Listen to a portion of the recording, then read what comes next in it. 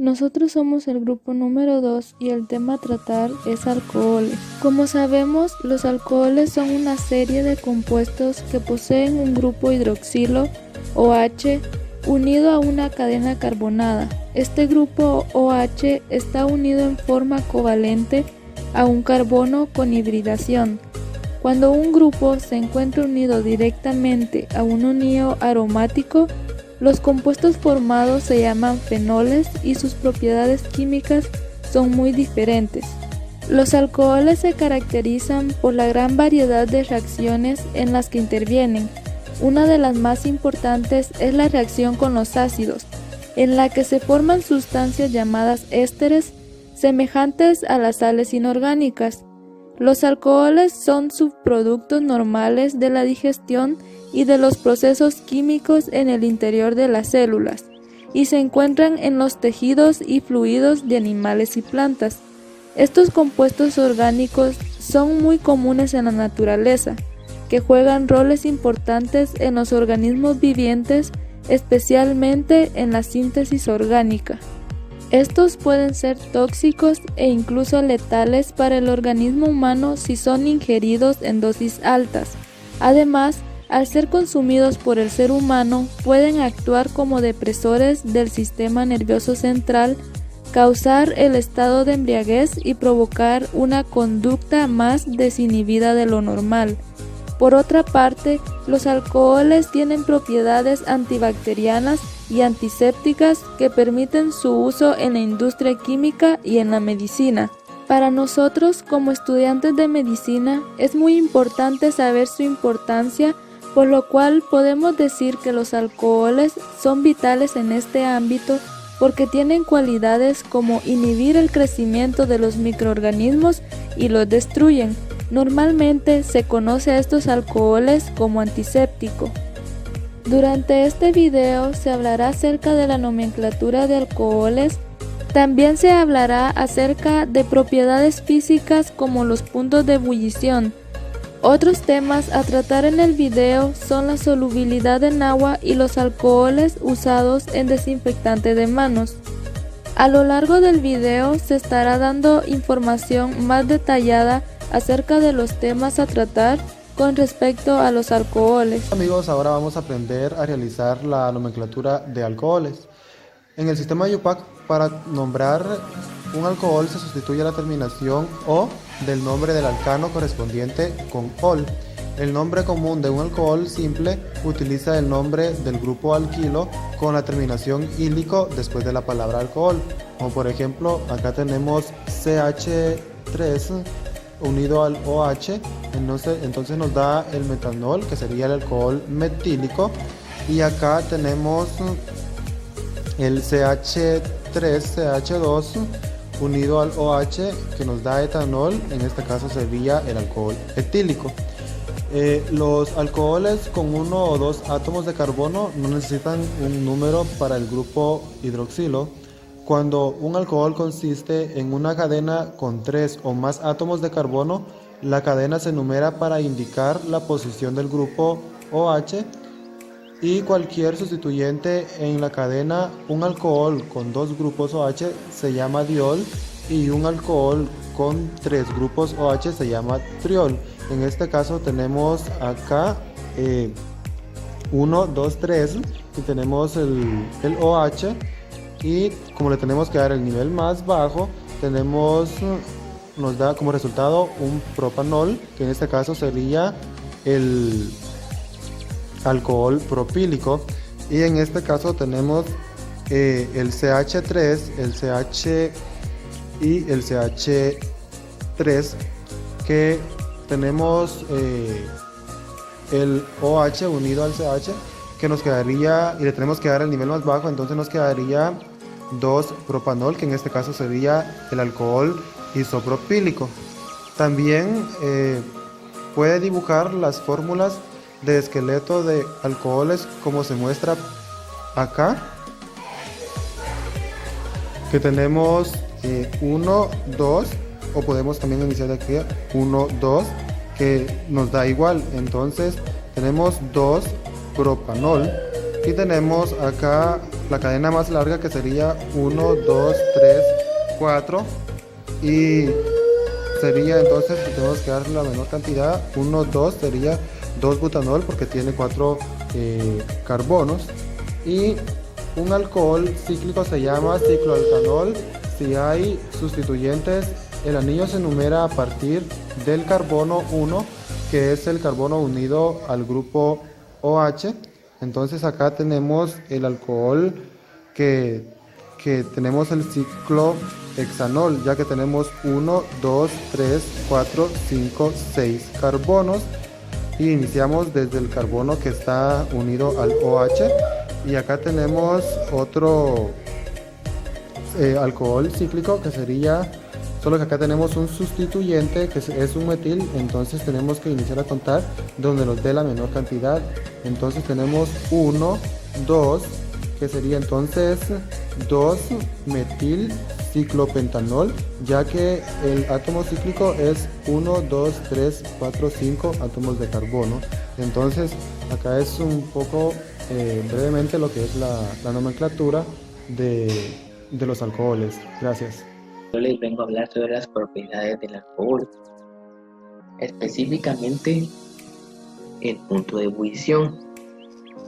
Vamos a observar que los puntos de fusión y ebullición de los alcoholes son mayores que los hidrocarburos alifáticos de igual cantidad de átomos de carbono.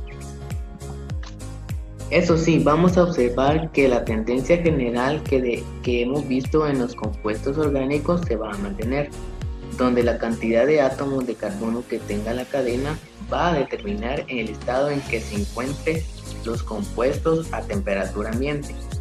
En el caso de los alcoholes, en temperatura ambiente se pueden encontrar en estado sólido o líquido.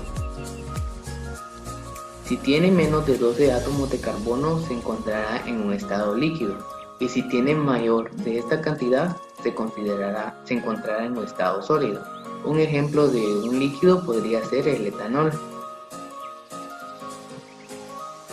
Y un ejemplo de un sólido podría ser el alcohol láurico.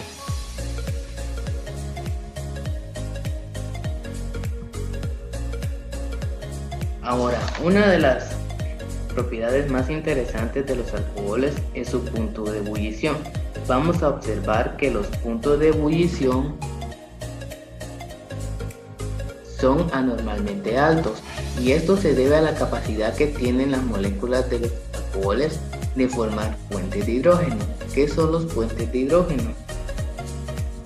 Son un tipo de fuerza intramolecular formada entre átomos de hidrógeno y átomos de elementos pequeños, tales como el oxígeno, azufre y nitrógeno. En esta tabla podemos observar que conforme va aumentando la cantidad de átomos de carbono, también va aumentando su punto de ebullición.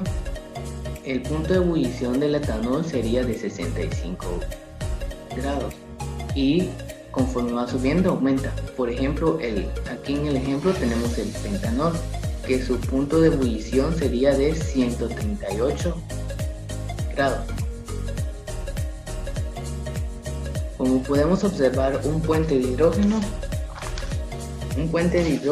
es la unión de un átomo de oxígeno a uno de hidrógeno. Esto se da ya que el oxígeno es más electronegativo que el hidrógeno, porque el oxígeno tiene una carga parcialmente negativa, y los hidrógenos poseen una carga parcialmente positiva. Esto los atrae entre sí, haciendo que se formen puentes de hidrógeno. Como podemos ver también aquí, el éter no puede formar puentes de hidrógeno.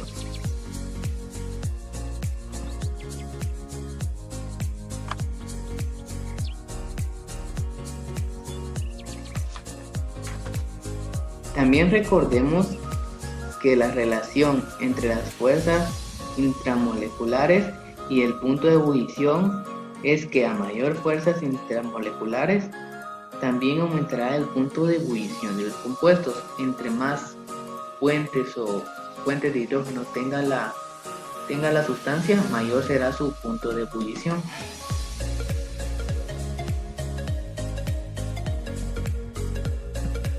En esta diapositiva podemos observar los puentes de hidrógenos que forman los alcoholes y los puentes de hidrógeno que forman a los fenoles. La diferencia es que la cadena de carbono alifática del carbón se sustituye por una cadena de carbono aromática, que en este caso sería el fenol. Eso ha sido toda mi exposición, espero que haya sido de tu agrado. Muchas gracias. Voy a hablar un poco sobre la solubilidad de los alcoholes. Al tratarse de una molécula polar, los alcoholes son solubles en solventes polares, como el agua, debido a la polaridad de sus moléculas. Un dato muy importante es que la solubilidad de los alcoholes en agua disminuye al aumentar la cadena de átomos de carbono en la cadena alquina. Para entender mejor este concepto, en este cuadro que tengo, donde podemos observar que está desde el metanol hasta el 1-pentanol, donde el metanol solo tiene un átomo de carbono y donde el 1-pentanol tiene 5 átomos de carbono. Entonces, si analizamos la solubilidad en agua de 20 grados Celsius, podemos observar que el metanol, etanol y el propanol, que solo tienen 1, 2 y 3 átomos de carbono, son completamente solubles en agua. Más sin embargo, el 1-butanol, que es de 4 átomos de carbono, tiene una disminución de solubilidad, donde podemos observar que este compuesto tiene de 7.9 gramos por cada 100 gramos de agua. Esta solubilidad disminuye más en el caso del 1-pentanol, donde tiene 5 átomos de carbono. Podemos observar que este compuesto tiene una solubilidad de 2.7 gramos de 100 gramos de agua. Entonces, esto nos permite diferenciar de la cantidad de átomos de carbono nos va a afectar en la solubilidad de los alcoholes. Bueno, esta solubilidad también está relacionada con la capacidad que tienen los alcoholes para formar interacciones de tipo puente de hidrógeno. Donde podemos observar la formación de puentes de hidrógeno entre moléculas de alcohol, entre moléculas de agua.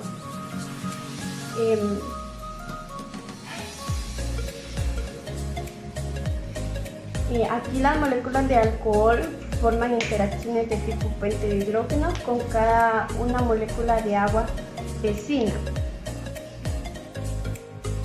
Entonces vamos a ver un ejemplo de la solubilidad de alcoholes. Y para eso vamos a dibujar la fórmula del metanol.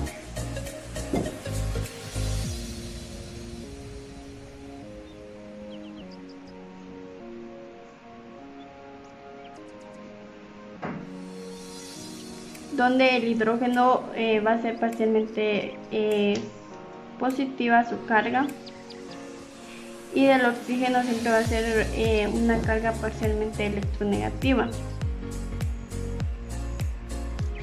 Vamos a dibujar también la fórmula del agua, una molécula de agua.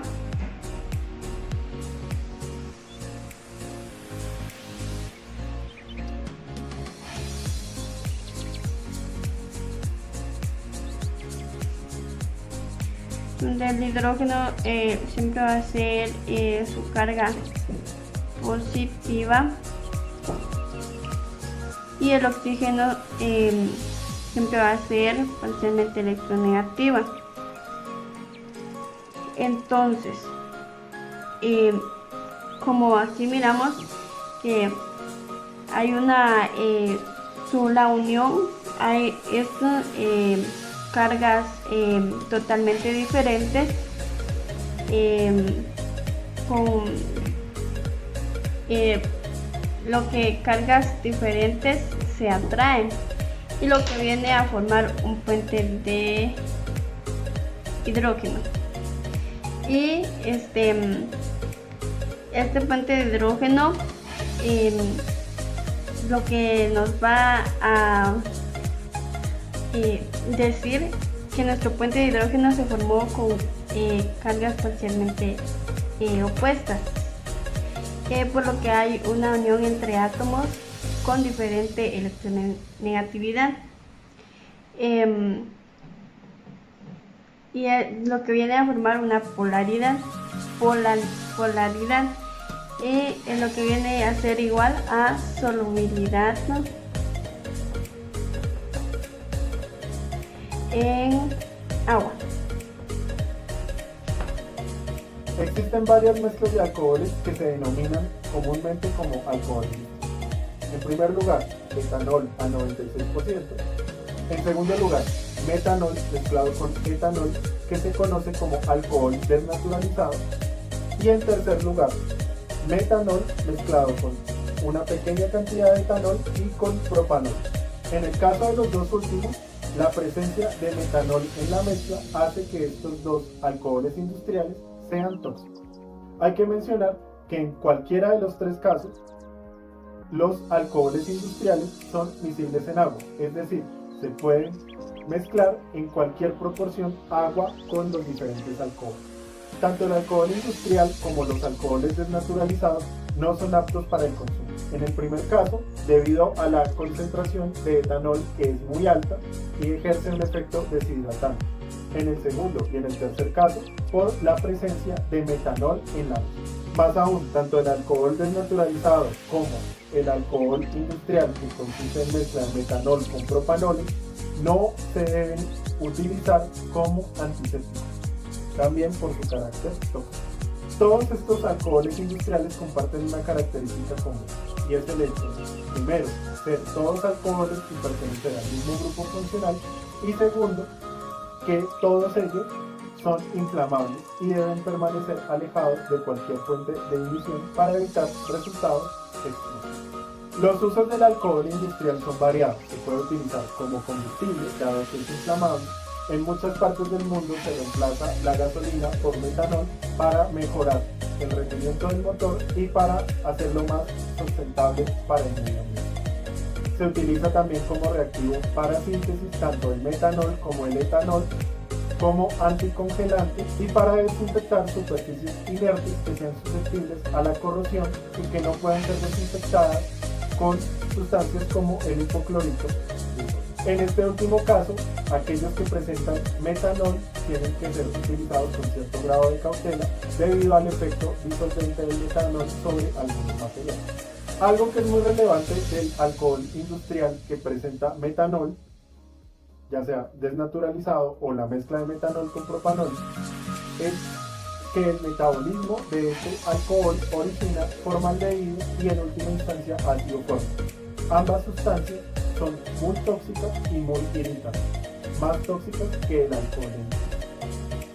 Por otro lado, el alcohol antiséptico se compone principalmente de etanol, pero no al 96%, sino al 70% disuelto en agua. La principal diferencia entre el alcohol antiséptico y los alcoholes industriales que vimos anteriormente es que el alcohol antiséptico no es tóxico, por tanto se puede utilizar para reducir la carga microbiana en superficies vivas.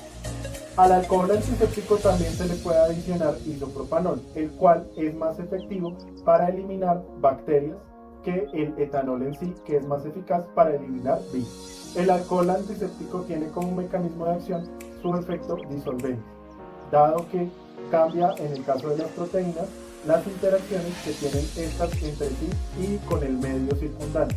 Al cambiar estas interacciones, las proteínas pierden su estructura, pierden su funcionalidad y por tanto se desnaturalizan. En el caso de las membranas de las células o de las coberturas de algunos virus que son lipídicas, el efecto disolvente lo que hace es disgregar la membrana, separarla y hace perder la integridad de esta membrana, generando ya sea la muerte celular o la destrucción de la particularidad. Contrario a lo que mencionamos antes para el metanol, que generaba formaldehído con el cual se embalsaman cadáveres, y ácido fórmico, que es un ácido carboxílico muy tóxico, el alcohol antiséptico, que está hecho a base de etanol, genera fundamentalmente ácido acético, que es el que conocemos comúnmente como vinagre, como último producto de oxidación.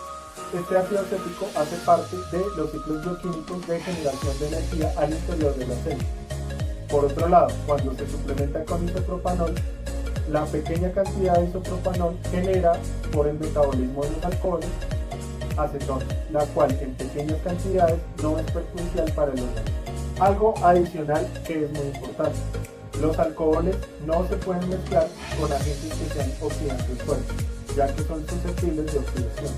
Y en muchos casos, este proceso redox genera productos no deseados. Por ejemplo, como vimos con el alcohol mezclado con hipoclorito de sodio, que genera gas cloro, que puede generar intoxicación si se hace en un espacio cerrado, o una explosión